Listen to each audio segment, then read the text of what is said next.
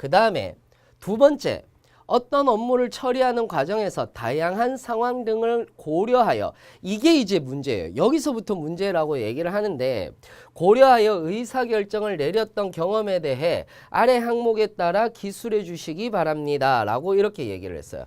그러면 다양한 상황 등을 고려하여 의사결정을 내렸던 경험에 대해 아래 항목에 따라 기술을 해 달래요.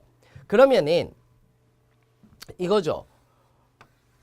업무 처리 시 의사결정을 내렸던 과정과 이를 위해 활용한 자료들에 대해 기술을 하는 거고, 의사결정 시, 즉, 자, 잘 들으세요. 여기서 우리는 대부분 이 자소서를 만들 때, 어떻게 만드느냐 하면은 조직 이론의 바탕이 되어서 자소서 항목이 만들어져요.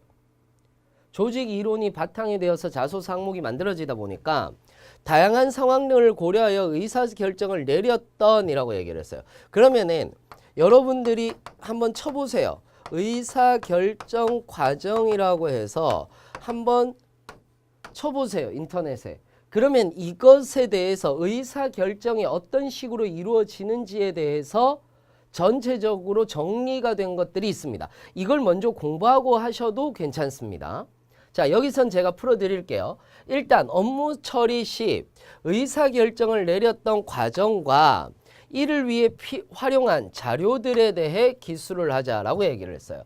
즉, 우리는 어떤 업무를 해야 되는 거예요. 즉, 조직의 목표를 달성하기 위해서 내가 본인이 의사결정을 내려야 되는 위치에 있는 거예요. 의사결정을 내려야 됐던 위치에 있는 거예요.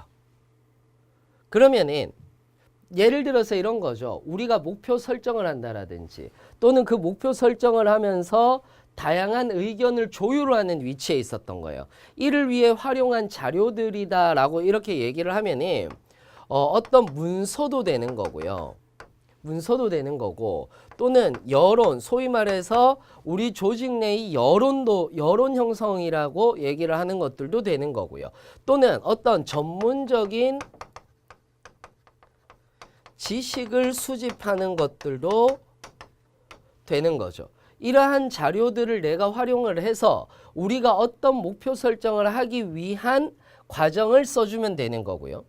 2-2를 보시면 의사결정 시 고려했던 대안들과 최종 결정한 근거에 대해 기술하라고 얘기를 했습니다. 그러면은 의사결정 시 고려했던 대안이 뭐 1, 2, 3까지 있거나 아니면 2개 정도가 있는 스토리가 나와야 되겠죠. 그리고 최종 결정한 이유가 여기에서 분명히 드러나야 된다라는 점. 요게 이제 가장 대표적인 부분이 되겠다. 특히 핵심적인 부분이 되겠다라고 이렇게 생각을 하시면 됩니다. 즉, 최종 결정을 한 것이 만약에 전문적 지식 수집을 해봤더니 우리의 조직의 목표를 달성하는데 조금 더 오버해서 달성을 할 수 있겠더라. 그것이 나에게는 최종 결정한 근거가 되었다라는 얘기들을 해주시면은 큰 무리는 없을 거라고 봅니다.